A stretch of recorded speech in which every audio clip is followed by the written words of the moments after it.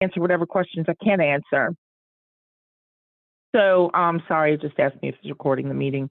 We're talking about Healthy Louisiana, which is the state's name for our Medicaid program, and the changes that are going to be coming up in 2023. This is my contact information for anybody who is not familiar with me or Special Needs and Parent Support Services. You can contact me at any of the opportunities listed in blue. I usually don't take messages on the other ones just because it's a little too hard to manage. This information will be at the end of the presentation, and you'll get a copy I'll send to Sharon in a PDF so you can refer back to it. And you can contact me if you have any other questions that come up. I'm going to ask you to hold your questions until the end. And actually, if you want to type them in the chat as we're going along, that's great. While you're still thinking of it. At the end, I have some questions that I'm going to show you that I'm presenting to the state as well. So I want to kind of, put all of that together at the end and what information we're still waiting on to understand and to see. All right. So instead of an open enrollment where you get opportunity to change your plan this year only, Medicaid is going to have what they're calling an auto assignment of recipients. That auto assignment is going to include a new plan, which is the Humana Healthy Horizons. And it's not going to affect your services or the coverage you receive in the sense that all of the plans must have all of the services that the state offers and a sufficient network to provide those services. That doesn't quite 100% cover it, though, and you'll see that when we get to the discussion about prior authorizations. So it will not affect your dental plan. They're not changing anybody's dental plan. You can change it if you want to during the opportunity for this auto assignment and any changes, but they're not going to auto assign you a dental plan. This is only for the Healthy Louisiana plans, the managed care organizations. The letters are going to go out late October through mid-January. So there's several months that this could be sent to you. And so I really want everybody to be watching their mail, be sure they look for that letter because it's going to be really important. In general, the changes will take place January 1st, 2023. Nothing will change before January 1st, 2023. You'll have an extended period of time, a lot longer than we usually have for open enrollment. We'll have a longer period in which you can say, you know what, I don't think so. I'm going to go back to my old plan. Thank you very much. So if that's going to be an issue, you will have an opportunity to go back. But I really want y'all to hold on to those letters. Be sure you look for those letters so that you don't miss the opportunity to make the change if that's what you want to do. Now, if you want the plan that they ought to assign you to, you don't need to do anything. It's no problem, easy peasy. I would suggest still keeping the letter for a while, but easy peasy, you don't have to do anything. Now, as of January 1, Medicaid, as I said, is going to have 6 managed care organization choices. Legacy fee-for-service Medicaid is still going to be available to those who qualify for that choice. And the 6 plans are Aetna Better Health, AmeriHealth Caritas, Healthy Blue, the new one, Humana Healthy Horizons, Louisiana Healthcare Connections, and then United Healthcare Community Plan. Now, when I did this presentation the first time, I kind of skimmed over legacy and didn't really define what that is. But for anybody that's not familiar with it, there are some groups in Louisiana, a small group of people who have an option to not have their health care services in one of these 6 plans. They have an option to keep them in what's called legacy or fee-for-service, the old Medicaid plan where you just go to the doctor and they pay for it. And, it's not any management. Well, there is some management, but it's not like a managed care organization dealing with it. The people that are optional for that, for instance, are people who have a waiver, a Medicaid waiver, or who are on the registry or OAAS waiting list for a Medicaid waiver. Now, there is a even smaller group of people who are required to have that legacy opportunity for their health care. And that is the individuals who have Medicare and Medicaid. So those are required to be in legacy.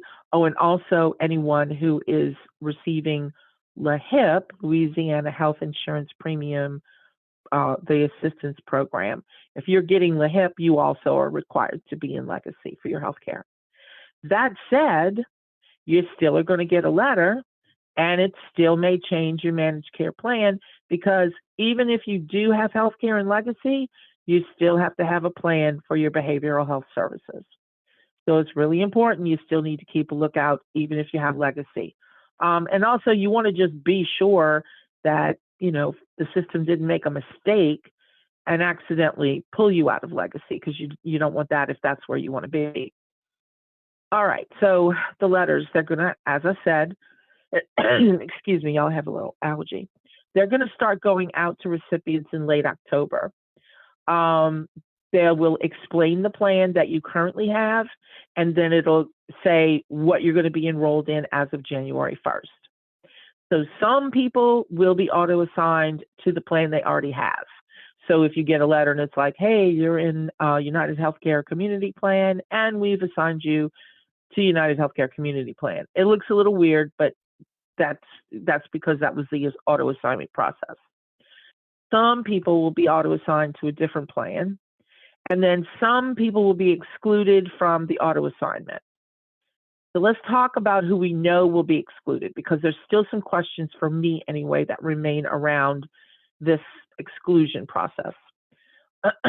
So excluded will be people receiving case management services, recipients who are involved with Department of Children and Family Services, recipients with these conditions: cardiac issues, asthma, behavioral health, Chisholm class, settlement class individuals, high blood pressure, diabetes, cancer, people who use the emergency room to a high degree.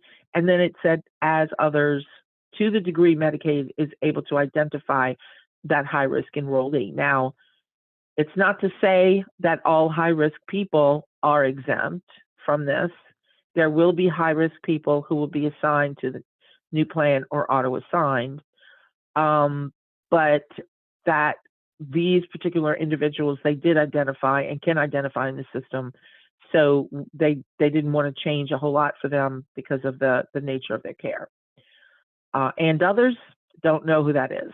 Don't know who that is yet, half-assed, and you'll see that in our question session at the end. So why are they doing this? So with having a new plan, for the new plan to come in order to be viable and be able to function and have sufficient, means to provide the supports that are needed, et cetera, they are trying to make sure all plans have a minimum of 150,000 enrollees as of the day one, which would be January 1, to facilitate viability of that new plan. So are we going to go through this every year? No, we're not. This is a one and done. Auto enrollment is only for this January 1, 2023 start date. In late 2023 next year, there will be another open enrollment period, as I understand. That would be roughly this time of year, October, November. That's usually when they have the open enrollment period. So how are the assignments going to be made? So out of that pot of people who are who've been deemed eligible to be auto-assigned, not those ones carved out that we just talked about that are exempt, they're going to assign people to the managed care organization with the lowest enrollment numbers first.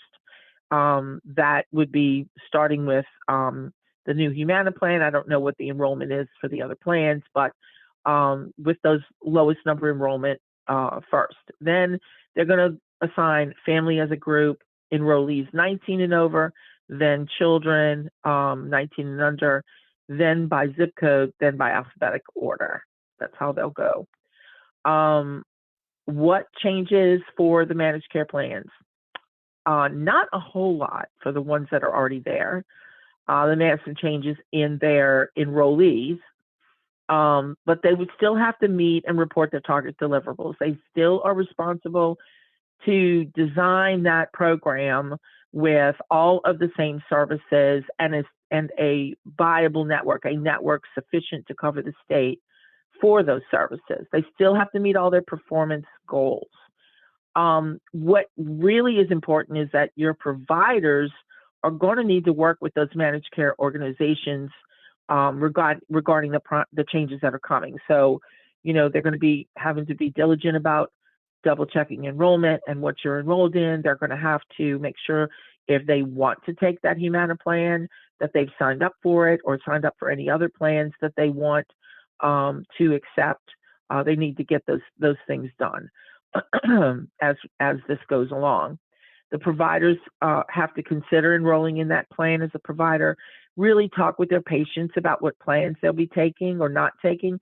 And you guys as, end users for Medicaid services, be open and talk with your providers. Ask your doctors what they intend to do if they're going to, go to this other plan, especially if you get that letter early on. Let's say in November, you get a letter saying you're being moved to another plan. Talk to your doctors. Are you going to take this? Is this, something that would be good for me to change to? And initiate that conversation if your provider doesn't. The providers are going to have to double check the effective dates on your coverage. Just be sure that they compare that and look do I have a prior authorization if that's going to be necessary. And like I said, prior authorization is one of my big questions. What do you need to do as a Medicaid recipient right now? Double, triple check with Louisiana Medicaid, your Healthy Louisiana Plan, and even OCDD. Make sure even your Human Service District, make sure all these entities have a good mailing address for you, so that you can be sure to receive the mail that you're supposed to get. Now, why OCDD? Because at the end of the month, on top of all this, OCDD, Office of Citizens for Developmental Disabilities, is going to send out letters to people who are on the registry. Now, that letter is going to ask if people want to remain on the registry, because we have had a lot of people who've moved because of the storms. They may not be coming back. They may have been gone a year. But if you are on the registry and you get that letter, you have to reply to it to let them know you want to remain on that registry. So these are people on the registry, or people who they don't have a waiver now. They currently might have a SUN score of either 0, 1, or 2, or they could be someone who got a statement of approval from the Human Service District, but they haven't gotten a SUN score yet, so they're not linked to a waiver, or they haven't been linked to a waiver. So be on the lookout for those letters, because you have to reply to that letter. So just make sure you got good mailing information with all of these entities. What do I need to do when you get the letter? Don't throw it away. Please don't throw it away. It might look like junk mail to some people, and I know if you're like me, I just get so much garbage mail. I open my mail in front of the garbage can, sometimes even in front of the big one outside, because there's just so much of that stuff. Be really careful. Don't throw it away. I want y'all to keep it, read through it, compare it to what you've been assigned. If you're worried about losing it, take a picture of it in your phone. Take a picture of it with your phone. Make sure it comes out straight and not all wavy or anything. Take a picture of it in your phone, because then if you have a problem later, you can text that picture to me and I can help you get it worked out. Decide whether you want to keep the assignment that you've been changed to, if you were changed. That's when you're going to start talking to your doctors, talking to your therapists. Is this something that I want to keep? Is this going to be okay? Or do I want to make a change? If you want to keep the new assigned plan, you don't have to do anything. I do suggest you keep the letter, just in case, until, after January 1st, so we see how everything falls out, make sure there's not any problems along the way. But you don't have to do anything if you want to keep that change, or if it just tells you you're assigned to the same program you're in now. If you do want to make a change, there's the phone number, but you're going to have this information coming up, a full, array of how to do that. So how long do I have to make those changes? So like I said, you're going to have a longer period than usual, than a usual open enrollment period. So if it does say, hey, we're giving you Humana, and you're like, like I said, I don't think so. I want to stick with what I've got. Aetna health plan's been good. I'm going to stick with that. You're going to have be able to start making changes to what the letter says on November.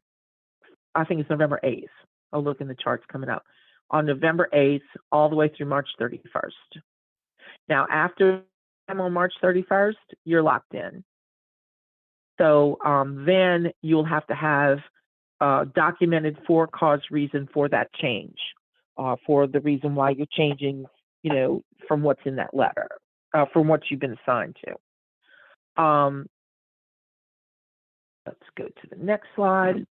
So when will the changes take effect? So I'm really glad they gave this chart. It kind of helps, but if you've ever made a change through the enrollment broker, if you've ever had to change from Legacy to your Healthy Louisiana plan or back, you might have run into this where if it's like a day or two before the end of the month, you have to wait another month, a whole month. But if you get it before a certain time, if you get it in, it'll be effective on the first of the following month. So this is a little chart just for the purposes of this open enrollment. If you make your change between November 8th through December 29th at 6 p.m., your effective date is January 1.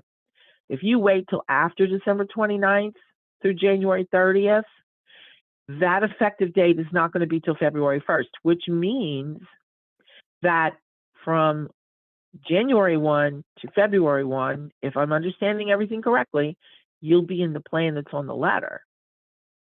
Okay? So Susie has Aetna, and the letter says they're changing Susie from Aetna to Louisiana Healthcare Connections, and Susie waits till December 29th at 10 p.m. to make the change on her app on the phone. Well, Susie's going to be in that new plan for January 1 to February 1 because she was after that 6 p.m. cutoff on January. I'm sorry. I think I'm saying it wrong. She's after 6 p.m. on December 29th, she made the change. So she has to wait a month before her change to be effective. So if you got questions about that, put it in the chat and I'll come back to this chart at the end. It follows along for each of the months, after January 30th, 6 p.m. Through February 27th, 6 p.m. Your effective date's March 1st.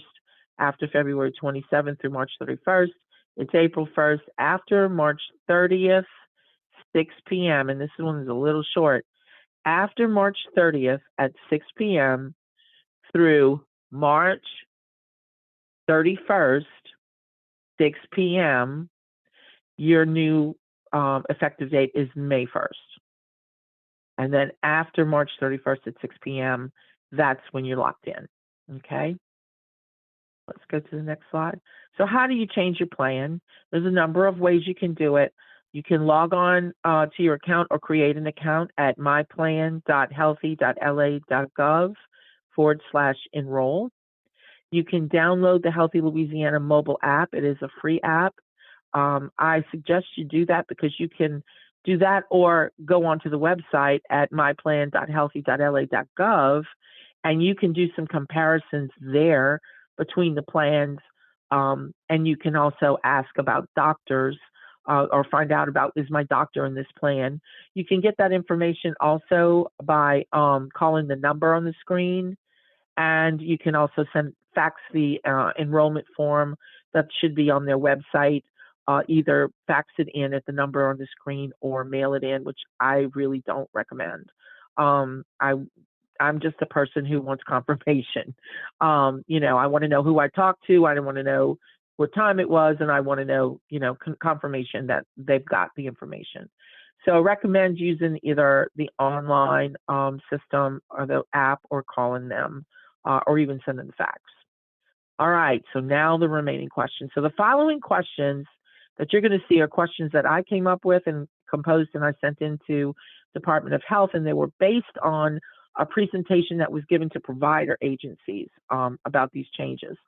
They've been submitted to the Department of Health. I'm waiting on a reply. And when I get my official reply, or I find it in the fact sheet, because they said there's also going to be a fact sheet coming out, I am going to post that all over the place. So, you know, be on the lookout, follow me on social media. I'm sure a lot of other people will be posting it as well, because it's really important information. So here are my questions that I had. So number one, these are kind of around auto assignment and the included, excluded populations.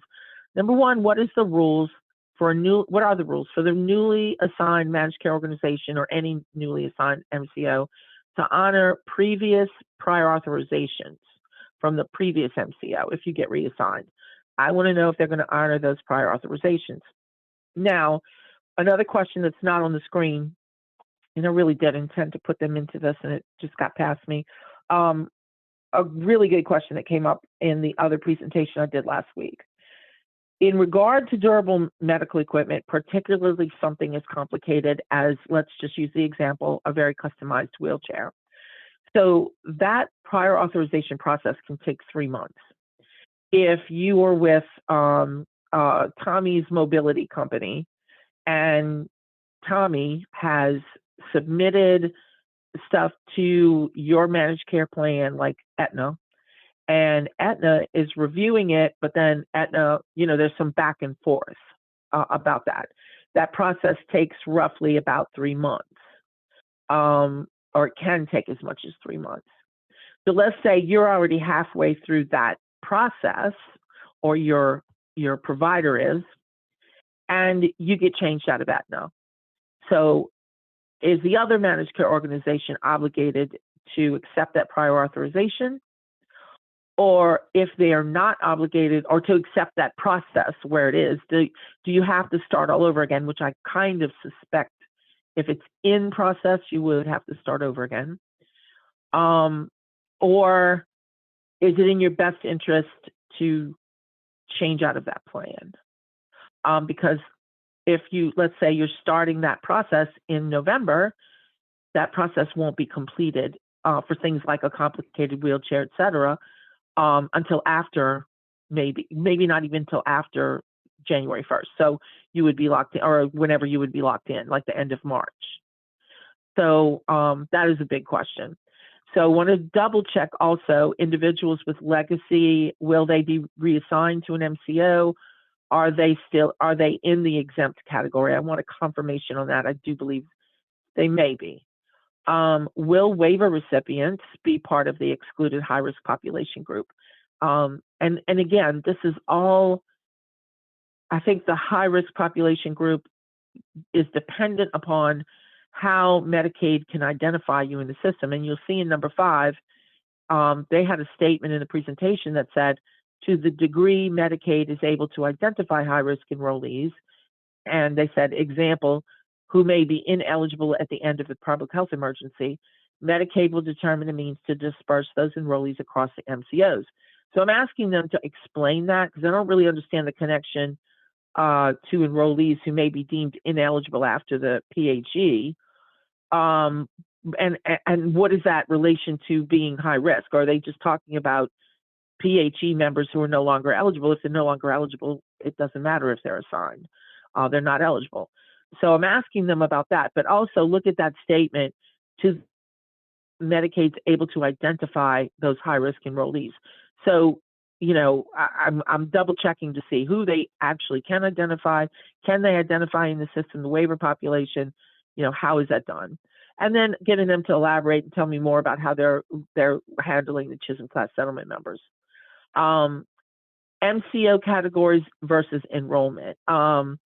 So there was a statement in that presentation that said they'll seek even enrollment categories across the plans, not level of enrollment. So I'm asking them to explain that. I think I have an idea of what they're getting at, because there are different categories of enrollees. Particularly, we've been talking about the high-risk enrollee. You know, there are certain categories that the managed care organizations get a higher per person per month fee for because they have complicated care, that kind of thing.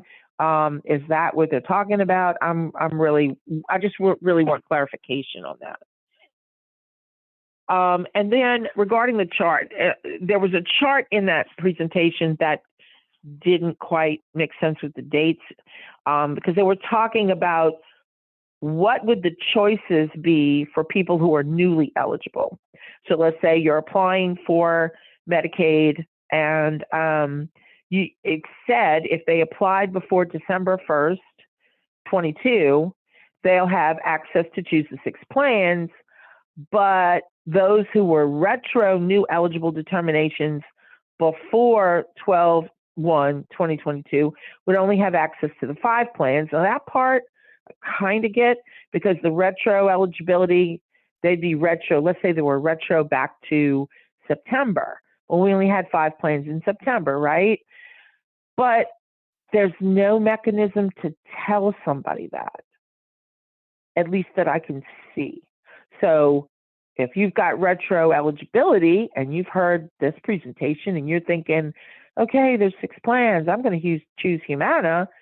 Well, guess what? That selection's not going to be effective until January 1, because Humana's not a plan until January 1. So that worries me, because that's a lot of our waiver recipients, getting new waivers. Some of them do have retroactive eligibility determinations just because it takes so long and the process is so long. So I want to get some clarification on how that is going to be communicated. Is it going to be communicated? I want them to verify that what I'm assuming in this is correct. Why would there be access to different sets of MCOs? Many people new to the waiver systems, like I said, will have that retroactive eligibility. Will they be notified? How will they be notified? All of that I want to get clarification on, because I'm probably going to hear from those people. Then they talked about in the presentation that the state is working to go to a single PDM. So what does that mean? So right now we have a PDL, a preferred PDL that's universal to all the plans. A PDL is a preferred drug list, and all of the plans use the same list. It used to be each one had a different list, and oh my goodness, if one of them decided not to cover a particular med this year, then people were scrambling to get their meds covered. So we've moved to a preferred drug list for quite a while. We've been on that.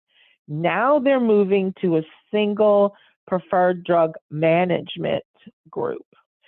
So medication authorizations will all be done by that management group. I would like to know, what is that actually going to mean for recipients?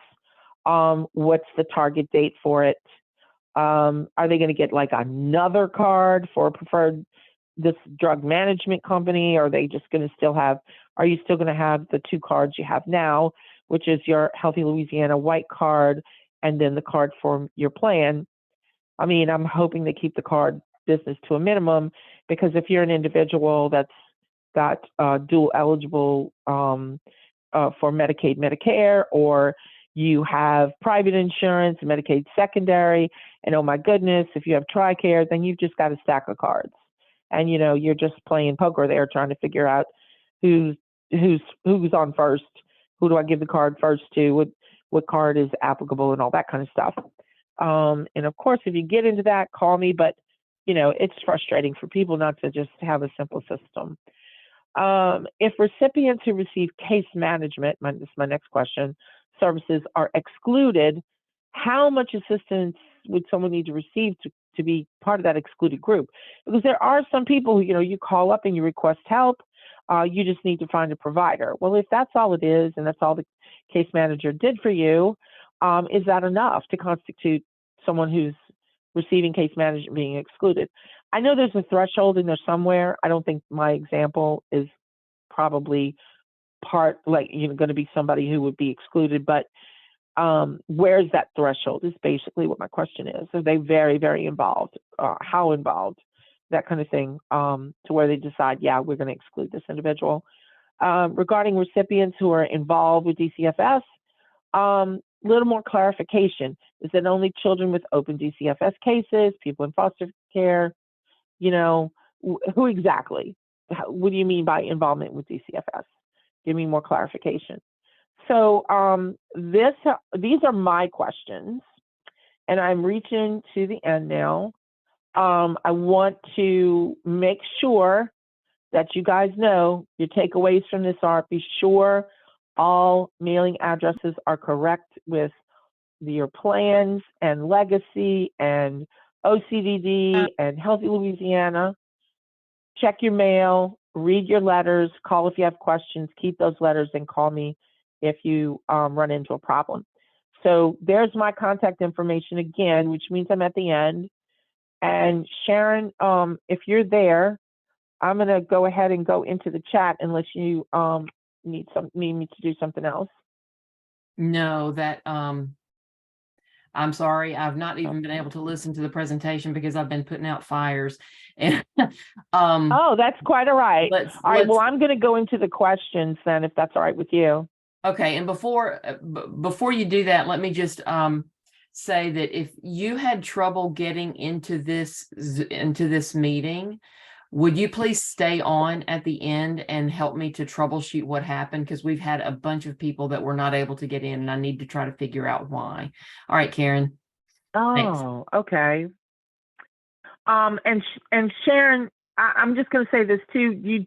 This was recorded, correct? I know that there was a thing at the beginning that's being recorded. Yes, so I am recording it so I can send it out to people who were not able to get on. Okay. Okay, great. Because I did have that question as well. All right. So Shannon asked, my son is on ROW, Residential Options Waiver. He has healthcare connections, Louisiana Healthcare Connections. Would legacy be better for him? So that's a good question. It's one I get all the time. And Shannon, you and I can talk more about it, your specific situation, if you want to in private, but I will just say this to the group. It's not a question of which one is better, legacy over a plan or one plan over the other plan. It's a question of, at least the first question should be, where am I going to be? Where can I get the providers that I want to use? Now, for some small groups of people, legacy is a godsend because, for instance, if you're using durable medical equipment and you need to use Ken's Thrifty Way in Lafayette, because they're statewide, they do a lot of DME. Ken's Thrifty Way only takes legacy. So for you, legacy might be your best choice. But if you are in legacy, your doctors aren't taking legacy, your therapy providers aren't taking legacy Medicaid, then you may want to be in a plan. It really has to do with the provider networks. That's the difference between all the plans and legacy. The differences you're going to see are within those provider networks. So that's why it's so important to connect with the enrollment broker, find out who is on what plan, talk to your doctors, etc.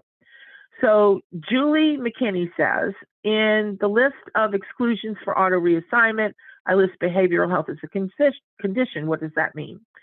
So behavioral health is an overall catch-all term for anyone who's receiving services for mental health, behavior issues. Maybe they're getting ABA therapy. It's a catch-all list for anybody who has substance abuse issues, that kind of thing. It's all encompassed in behavioral health now. So I'm really hoping, and I believe that if they're saying people in behavioral health using behavioral health services are exempt, those children who are in ABA therapy really should be exempt. I'm sure that let me put that down just for clarification. We'll make that another question that I give to them, just to be on the safe side. And that's really important, because, again, this is a group that has prior authorizations over a period of months. and we want to make sure those individuals receive the care they need. So, Julie, if that did not answer your question, please let me know in the chat.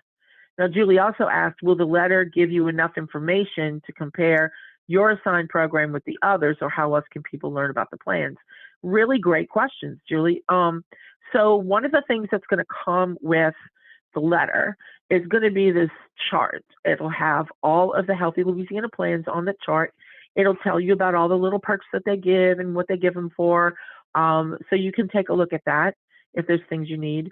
But I do not recommend that you make your choice solely on that basis. Make your choice based on where am I going to get most of my providers that I want. Now, where do you find that information?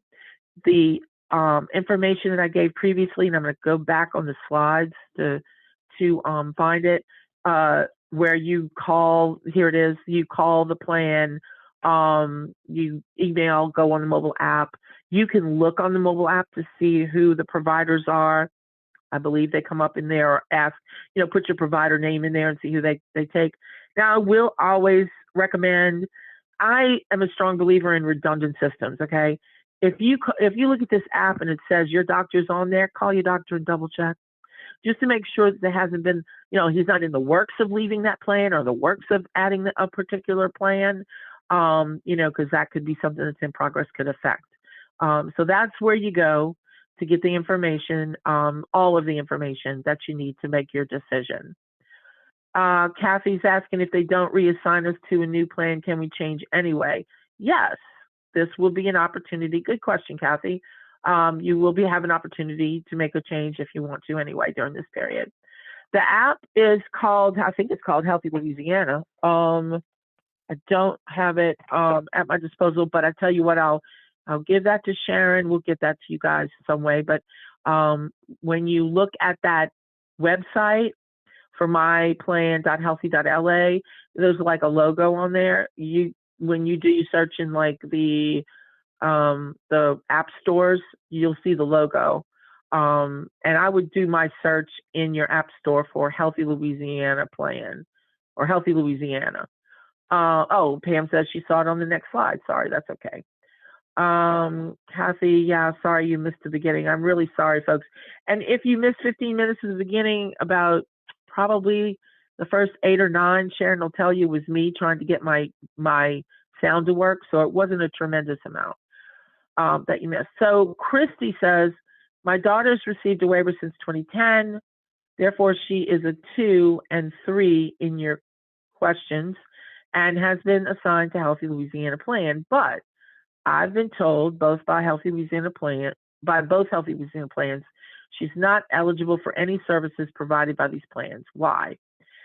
I have a sneaking suspicion, Christy, that what's happened is her care is in legacy Medicaid. And a lot of times, for some reason, providers and Healthy Louisiana, they look in the system, they don't see anything except behavioral health. And so they say either you're not eligible for that health care or you're only eligible for behavioral health. And they're really not reading that Medicaid eligibility verification screen correctly. Honestly, what they should be doing is looking further. You were assigned a Healthy Louisiana plan for behavioral health because everyone who has Medicaid must be assigned to a plan for, at a minimum, behavioral health. So, because we do not have a legacy fee-for-service system set up for the behavioral health, end of things, the behavioral health services, those, drug addiction, mental health, and, ABA therapy and behavioral things. You do have the services. They're within legacy. Now, are your plans in legacy? Are your providers in legacy Medicaid? Maybe not. But why don't you give me a call, Christy, and let's talk about that and see if we can't get you more information about where you can find those things within legacy, or what you can do to make a change. Now, Jada wants a copy of the presentation. Yes, if you you weren't able to get in, I'm going to send this to Sharon, and she can send that out to you guys. Let's see. Muriel said she didn't have trouble getting in, but she was late. Okay, so Sharon, they're putting in the chat the ones that want the presentation recording, I think. Julie says, thanks. Wasn't sure if things like ABA would be considered or certain diagnoses. I don't think, other than the medical diagnoses that were carved out, Julie, that I don't think they're carving out any particular behavioral health diagnosis. But I think they're just looking at, was there a claim history on behavioral health? You know, did you have behavioral health services? And I think they're looking at it just in a global kind of sense. And then that would remain the same. If you did, you'd stay in the same plan. So Pam says, will the providers get something from Medicaid about the new plan options so they can determine if they want to do the paperwork to accept? You know, Pam, that's a good question. I don't think that they, let me go back. The presentation that I looked at was a presentation that was specifically, excuse me, for providers. The state did outreach to providers. They were invited to several opportunities to view that presentation and to get a discussion. Excuse me 1 second. Just need some water. So, you know, it was discussed with them. There's information out there for them.